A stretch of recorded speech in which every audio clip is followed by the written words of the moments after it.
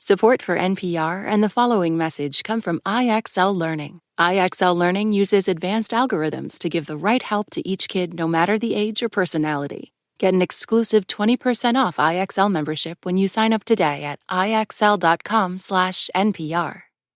Just a heads up, y'all, this episode contains a little salty language and a reference to sexual assault. What's good? You are listening to Code Switch from NPR. I'm Gene Demby, and Jasmine Romero is going to her first swim class. You walk in the doors and the humidity and the smell of chlorine hits you hard. I can't even see the pool and I'm already like in the environment of it. My hair's frizzing up.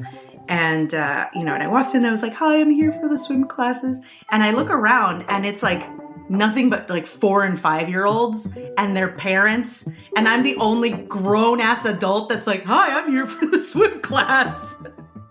Her instructor said that was fun. She was like, okay, yeah, you can go get changed in here. And I'm literally like changing into swim clothes around like Children. Little kids that are looking at me like, why are you here? She's there because she wants to conquer her fear of the water. She's had it her whole life. Her older sisters all have it, and they inherited this fear from their mom. My mom grew up in San Miguel in El Salvador, which is a town that is not that close to the water. Okay. And I don't think she ever had the opportunity really to go swimming as a kid. And, my entire life that I've ever known her, she has had this anxiety around the water. That anxiety of the water, it's a family thing, yeah, but it's also much bigger than the Romero women. So in the U.S., about 8 out of 10 children from households with incomes below $50,000 a year have few to no swimming skills. That's according to the American Red Cross. About 64% of Black children have few to no swimming skills. For Latino children, it's 45%. For white kids, it's about 40%. And, not to get all heavy, but these disparities around swimming line up with drowning deaths in the U.S., which are most likely to affect poor kids and kids of color. It's that fear of what can happen in the water that has kept Jasmine out of the pool for most of her life. And so on this episode, we are hanging out by the pool with Jasmine as she dives headfirst. I'm sorry, y'all. I had to do that. As she dives headfirst into the water to conquer her fears. This message comes from Charles Schwab. When it comes to managing your wealth, Schwab gives you more choices, like full-service wealth management and advice when you need it. You can also invest on your own and trade on Thinkorswim. Visit schwab.com to learn more. This message comes from Jerry. Many people are overpaying on car insurance. Why? Switching providers can be a pain. Jerry helps make the process painless. Jerry is the only app that compares rates from over 50 insurers in minutes and helps you switch fast with no spam calls or hidden fees. Drivers who save with Jerry could save over $1,300 a year. Before you renew your car insurance policy, download the Jerry app or head to jerry.ai/NPR. This message comes from NPR sponsor Thrive Market.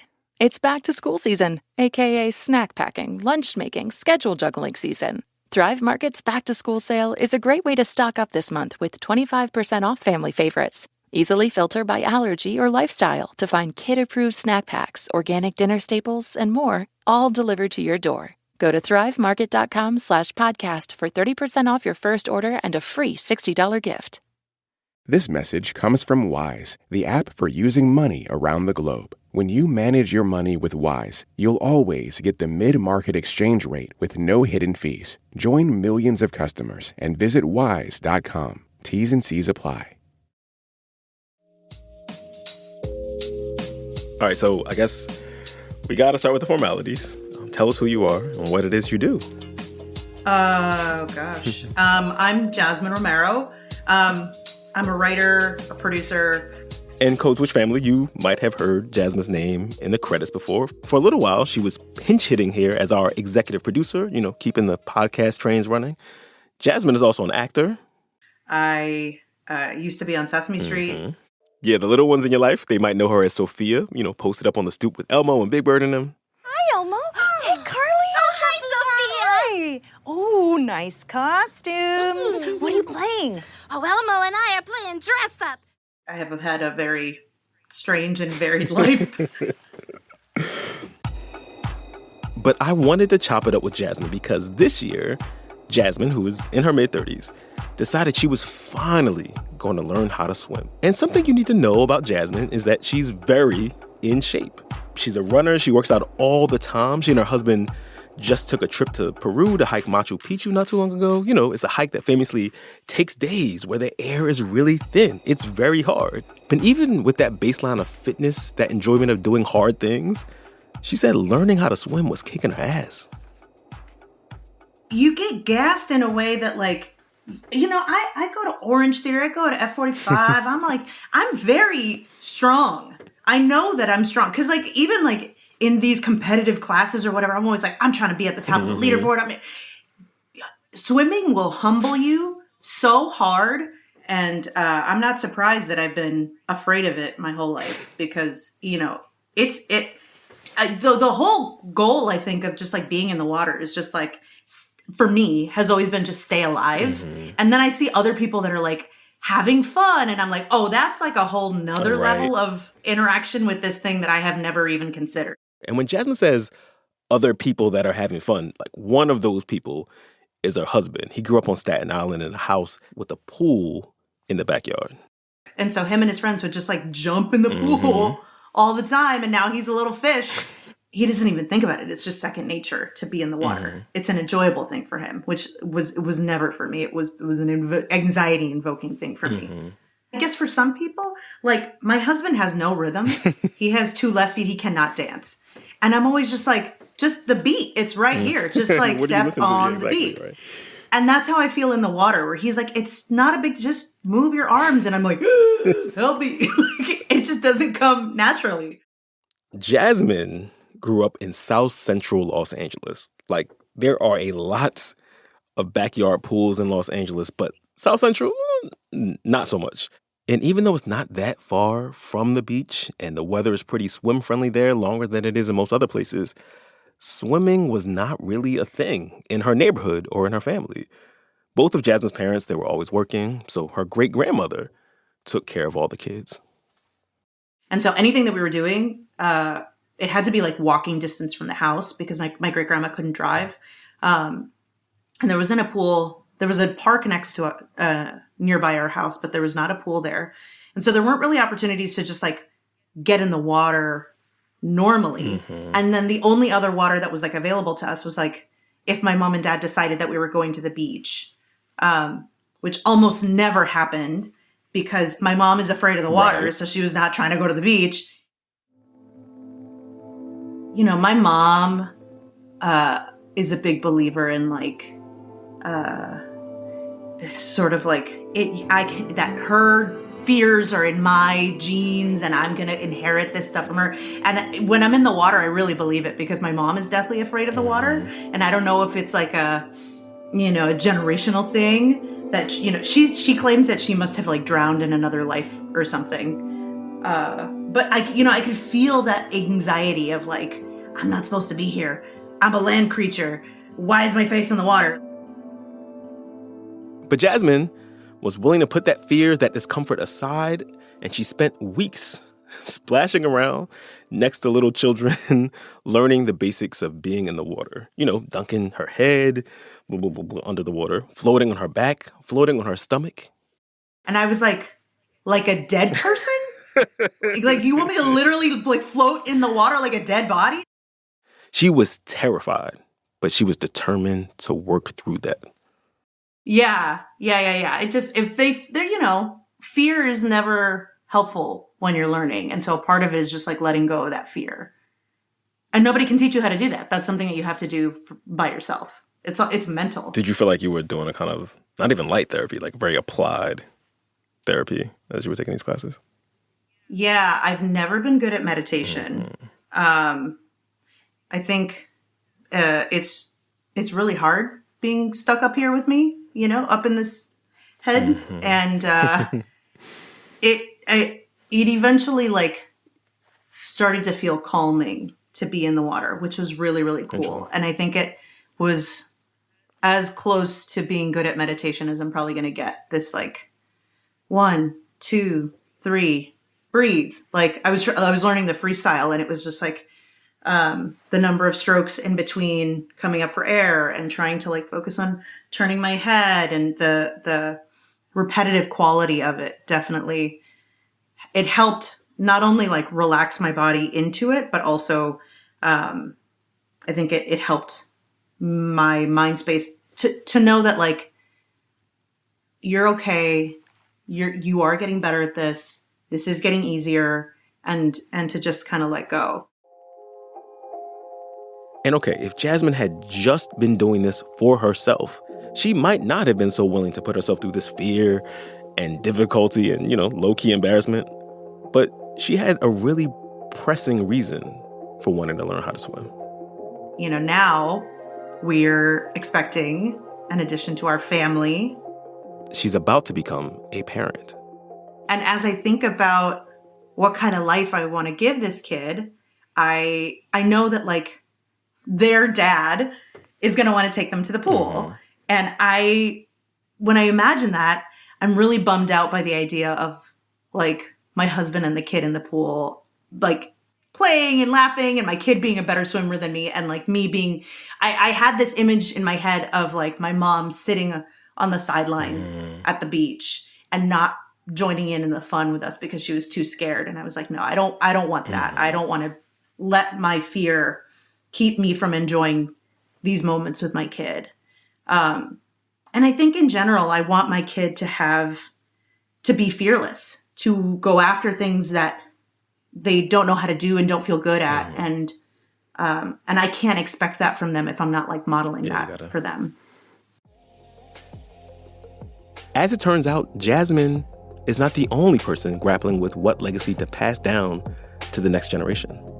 I surmise that the fear of water that has gotten passed down in many Black and Latino families is a consequence of these high rates of drowning deaths that occurred during the 20th century. When we come back, we're talking about the landscape, or rather the poolscape, waterscape, I don't know, that created some of these fears. That's after the break. Stay with us. This message comes from REI Co-op, a Summit View, climbing El Cap, a faster mile, or that first 5K. It all starts here, with gear, clothing, classes, and advice to get you there, so you can wave to your limits as you pass them by. Visit rei.com or your local REI Co-op. Opt outside. This message comes from BetterHelp. With all the talk about mental health and wellness these days, it can feel like there's advice for everything. But how do you know what actually works for you? BetterHelp therapists have a 4.9 rating from 1.7 million client reviews. So you're in good hands with their licensed therapists who can help figure out what's best for you. Visit BetterHelp.com/NPR for 10% off your first month. This message comes from Homes.com. The right agent can make or break your home search. That's why Homes.com provides an agent directory that details each agent's experience, so you can find the right one and ultimately the right home. Homes.com. We've done your homework. This message comes from NPR sponsor HP. Easily search through personal files, gain valuable insights, and make smarter, more informed business decisions. Unlock the future of work today with the HP AI PC. With the right tools, work doesn't have to feel like work. To learn more, go to hp.com/AI PC. Gene this week, y'all. Code switch. Before the break, we heard from Jasmine Romero. Jasmine is trying to learn how to swim to conquer her family's fear of the water before her new baby is born. I wanted to understand some of the larger context around that fear of the water. So I called up Jeff Wiltsey. Jeff is a historian at the University of Montana, and he wrote a book called Contested Waters, A Social History of Swimming Pools in America. Jeff first started researching pools when he was a graduate student. He realized that pools are these very weird, unique spaces. Like, the rules of pools, bars, are distinct from almost every other social space we frequent.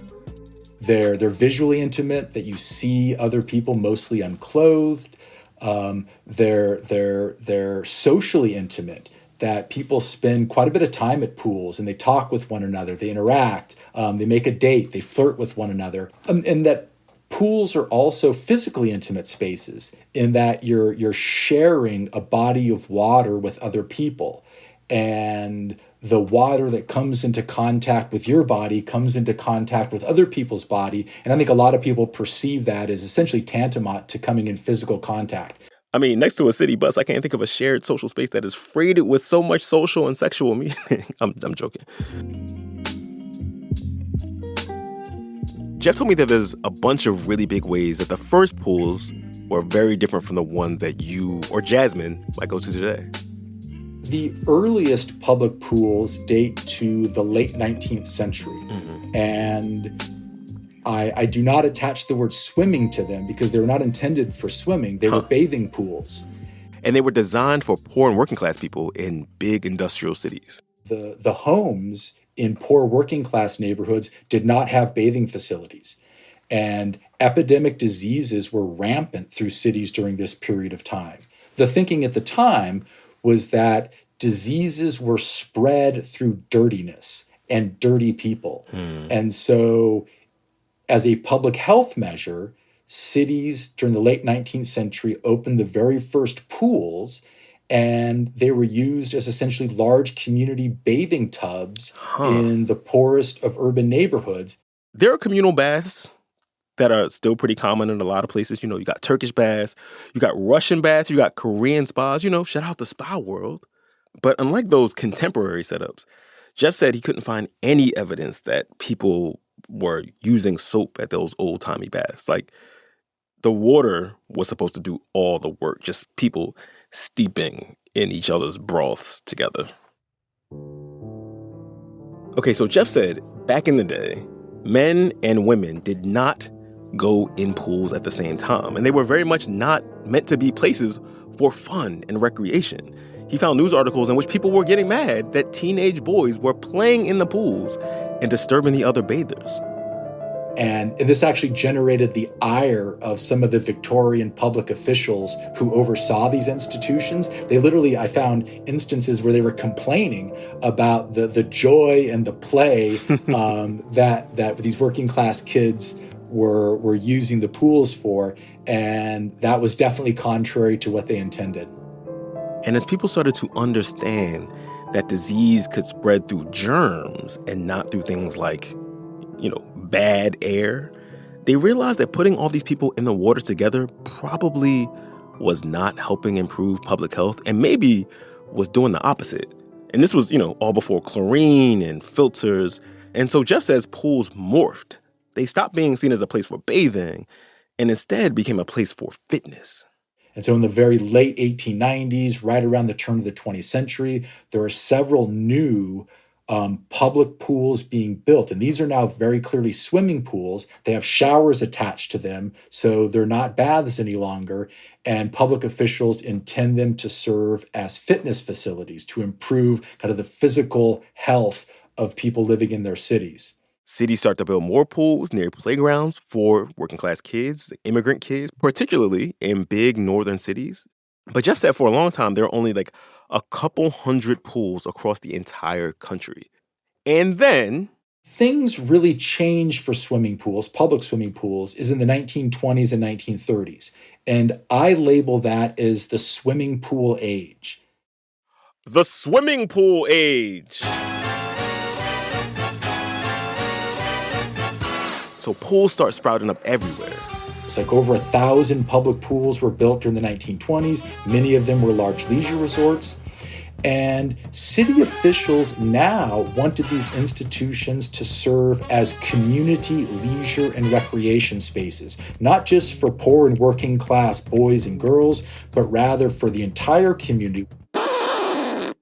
Well, at least most of the community. And he said part of the ethos behind building all these new pools was to create spaces where families could come and just hang out together. And so the other big change that happens in the 1920s is that city officials gender integrate swimming pools. So males and females are now using these pools together for the first time. And Jeff said that's kind of when everything changed. Okay, so up until that point, in the North anyway, poor people, middle-class people, black people, white people were mostly using and sharing the same public pools. But when men and women and girls and boys started all sharing the same swim spaces, panic followed. There was a widespread, I would go so far as to say pervasive, racist stereotype at the time among whites in which they viewed black men as being, at the very least, sexually undisciplined, and in more extreme forms of this racist prejudice, saw black men as likely rapers of white women. And so most whites, even in the North, did not want black men to be able to interact and essentially have access to white women. And this was also the height of the Great Migration, with like millions of black folks moving out of the South and into northern cities. Cities like Detroit and Pittsburgh and New York and Chicago and Philadelphia and Cleveland. And they became identified, or they became stigmatized really, as the urban poor in these cities. And many white residents in these cities perceived them as being dirty. And so what happens is swimming pools become one of the most pervasively segregated space in the North. City officials started putting public pools in white neighborhoods, knowing it would be too intimidating for black families and kids who wanted to swim to go into those neighborhoods. And when pools were built closer to black neighborhoods, the white swimmers at those pools would often use violence to keep black people out of them. So a particularly clear example of this is in Pittsburgh at the Highland Park pool, which opened in the early 1930s. And it was a large leisure resort pool. And it was also the first pool in Pittsburgh that was gender integrated. Black residents in the neighborhood attempted to enter Highland Park pool to swim in it, just as they'd been able to swim in some of the other pools in the neighborhood. But they were literally beaten. In the first instances, they were beaten while they were in the pools. They made it into the pool, but were beaten in the pool. But immediately after that, gangs of whites essentially waited outside the pool. And we're talking about black teenagers, not adults, like 15, 16, 17-year-old black teenagers attempting to enter the pool, they were beaten by bats and sticks, and they were punched. The segregation of public pools looked different in other parts of the country. Like in the South, pools were legally segregated like so much of the rest of Southern life, right? And you might even remember that famous photo of this white man pouring acid into a pool of a motel that civil rights demonstrators were trying to integrate in Florida. Out west, in places like Los Angeles, black folks were only allowed to use the pools on one designated day each week. In fact, integrating swimming pools in some places was as fraught and as contentious as the integration of schools and buses. And just like with public schools, white people in northern cities just started to abandon all those public pools as they became more integrated. What white swimmers start to do, at least those with the sufficient means who are middle class or upper middle class, is they begin to fund private club swimming pools at which racial discrimination can still occur. In many big cities, the number of people going to the pools just plummeted. There's a wave of pool closings that have a very adverse effect, not just on people of color and Black Americans in particular, but also on poor and working class whites, because poor and working class whites relied heavily on public pools for their water-based recreation, and they can't afford to join a private club pool such as middle class and upper class whites are. And there's a long-term legacy to that. So pools went from this thing where poor people and immigrants bathed, and they morphed into these recreational spaces that were only really widely available to middle class or affluent white people. In the 1950s, with the rise of the suburbs and, the white flight that fueled that rise, it came with the rise of private backyard pools at people's houses, and an industry popped up to support all those pools.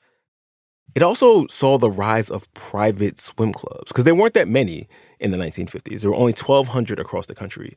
But by the early 1960s, there were 23,000. And of course, as suburbs were spreading out across the country, cities were withering. They were facing these big budget crises. And so in the 1970s and 1980s, a lot of cities just closed their public pools. And as all that was happening, Jeff said that Black folks and people of color were more likely to have to use natural bodies of water to swim, like lakes and rivers and maybe the ocean to cool off on those hot summer days because, that's what they had access to. And all those bodies of water are way less safe than pools are. And so there was a relatively high incidence of people of color, sort of especially children, drowning in natural water during the middle decades of the 20th century, in large part because they were denied access to the safety of a supervised swimming pool, and then nor did they have access to the swim lessons at swimming pools. And so they were far more vulnerable to drowning by having low swimming proficiency and swimming in natural water. And I surmise that the fear of water that has gotten passed down in many Black and Latino families is a consequence of these high rates of drowning deaths that occurred during the 20th century. And it's a very, very reasonable, rational response to those drownings. All of which brings us back to Jasmine. So she said that the fear of drowning, it weighs heavily on her mind.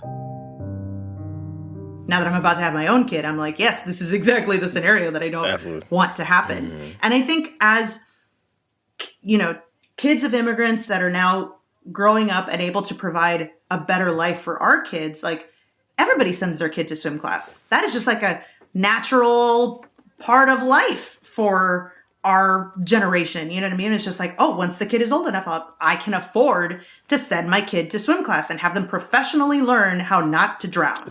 I actually wanted to talk to you. That was actually my next question for you. Like the class piece of this, can we talk about this? We spoke to this historian, Jeff Wiltsey, and he talked about how swimming proficiency and access to swimming became this very racialized phenomenon in the 20th century, but also increasingly classed, right? And so the spread of the kind of family backyard pools that your husband had when he was growing up is broadly related to the lack of pools and swimming that you would have had when you were growing up or I would have grown up. But your baby is going to have a materially different childhood from yours, right? Your child is going to be a kid with educated professional parents, the kind of kid who grows up going to swim classes. How have you been middle class kid? Absolutely. How have you been thinking about the whole class performance of it all? I have big time class anxiety about raising a middle class kid and trying to teach this kid to have the same values that I have that are so informed by the way that I grew up.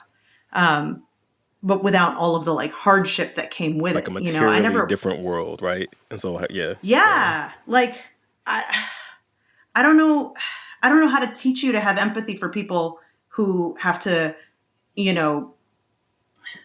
chase rats away every time the lights come on, and I feel that deeply because that's how I grew up, Yep. Same. And so that's the thing that I'm anxious about all the time is but I also don't want my kid to feel guilty for growing up with all of this. You know what I mean? The whole point of our parents coming here and struggling was for us to have a better life. And and I'm not trying to hold that against this kid. I don't know. It's complicated and it's hard. Mm-hmm. And swimming, I definitely want this kid to learn how to swim. I don't know if I want this kid to learn how to ski. That feels like a bridge too far. Yeah, my wife and I talk about this all the time because she is an immigrant herself. When her family got here, they were working at fast food restaurants. I grew up poor, single parent, in the hood of South Philly. And we talk all the time, it's how do we raise our kid? Because there are all these values we have from the way we grew up. From the ways that we grew up in. But he's not, none of that's going to be his reality at all. He's going to have a passport. We're going to do international travel for fun. He's going to learn how to swim. He's going to take swim classes. His world is going to be materially different in so many ways. Yeah, I think about that all the time. It's a point of anxiety for both of us, yeah. Yeah, and I like never thought about it until I started hanging out with white people more consistently, where I was like, oh, not knowing how to swim is like a class marker. Like, they're all so confused when they're like, what do you mean you don't know how to swim? It's just like one of these fundamental things that everybody just learns how to do.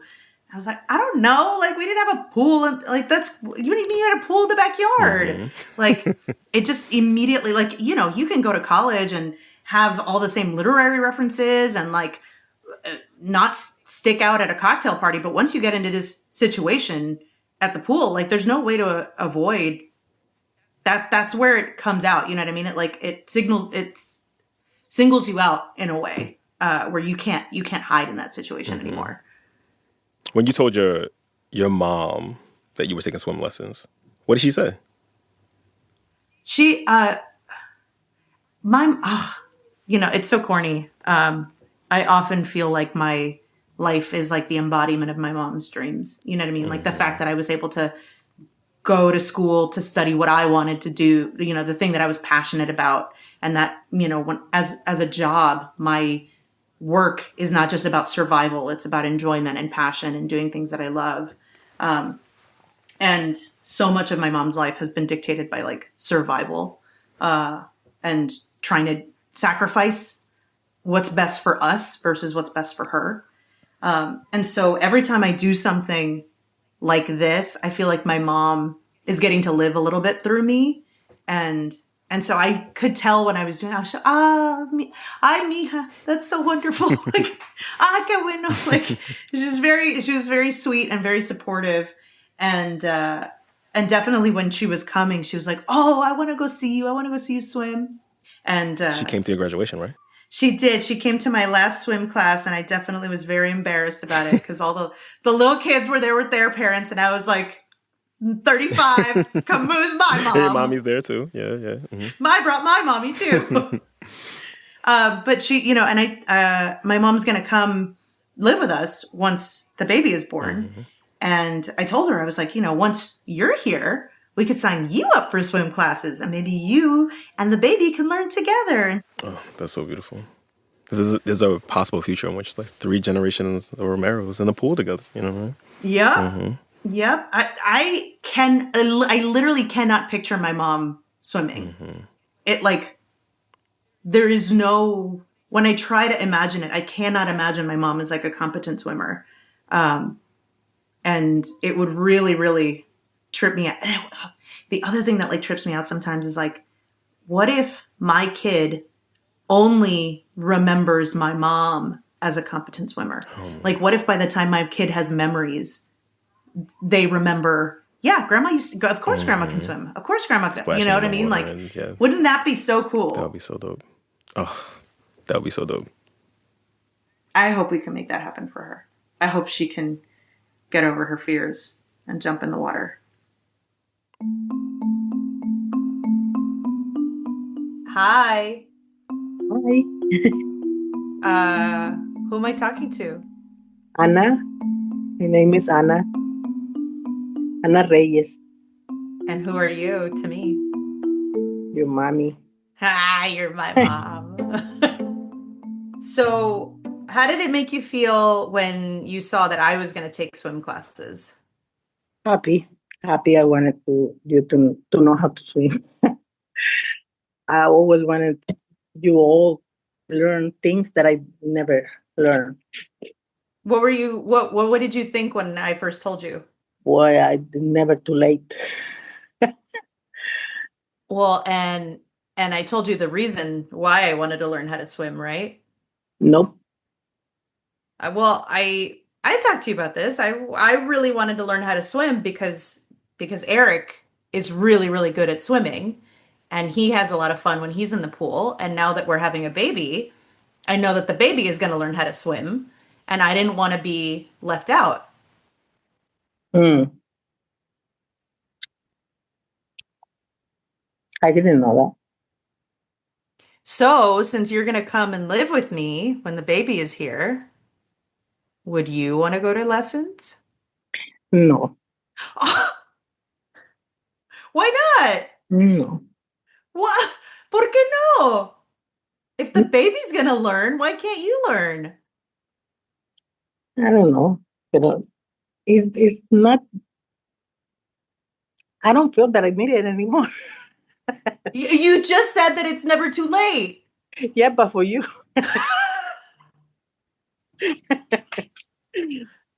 Why do you think you're so afraid of the water? I don't know. Really, I don't know. I just don't like the feeling of I I don't like the feeling of not having a ground on my feet. Well, but is it that you're afraid of drowning? Yes, And so when you were a little kid, like, did you hear a story that somebody had drowned, or like, how a, did you? a lot, a lot when I was little. So did you see somebody who drowned, or did you just hear stories of people that had drowned? I saw one, and I heard a lot of stories. What did you see? Purple, purple skin, and the people was trying to bring them back, but it didn't respond. So every time you would get in the water, you were thinking about that boy? I don't think, but I have that feeling that I don't like it. I feel like I don't know what's gonna happen. Uy, qué feo. Well, when you came with me to my last swim class, when you were staying with me like a month ago, and you were taking videos of me, what did you think? Happy. I was happy seeing you. I was so proud of you. Because it takes a lot of courage. Oh, Mom. And you didn't think, if she can do it, I can do it. No,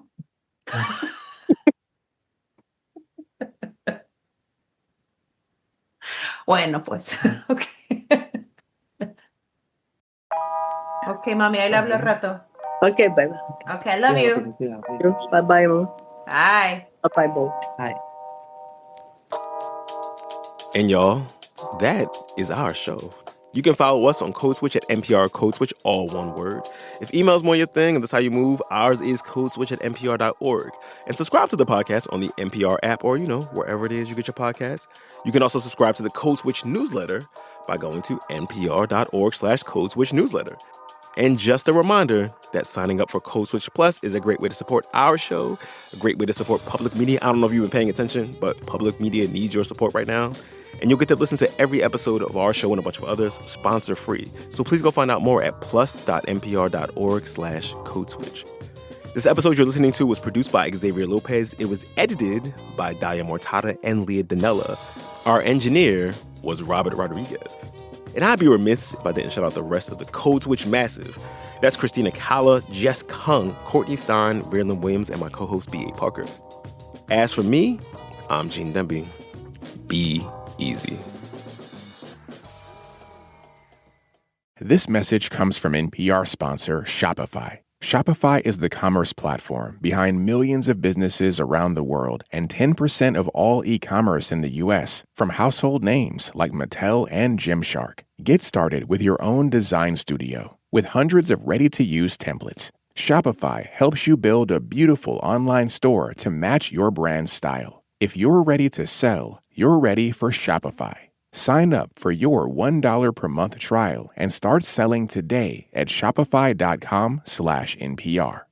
This message comes from NPR sponsor 1Password. Protect your digital life with 1Password. If you're tired of family members constantly texting you for the passwords to streaming services, 1Password lets you securely share or remove access to logins. Access from any device, anytime. 1Password lets you securely switch between iPhone, Android, Mac, and PC with convenient features like autofill for quick sign-ins. Right now, get a free 2-week trial for you and your family at onepassword.com/NPR. This message comes from DSW. Where'd you get those shoes? Easy, they're from DSW. Because DSW has the exact right shoes for whatever you're into right now. You know, like the sneakers that make office hours feel like happy hour, the boots that turn grocery aisles into runways, and all the styles that show off the many sides of you. From daydreamer to multitasker and everything in between, because you do it all in really great shoes. Find a shoe for every you at your DSW store or DSW.com.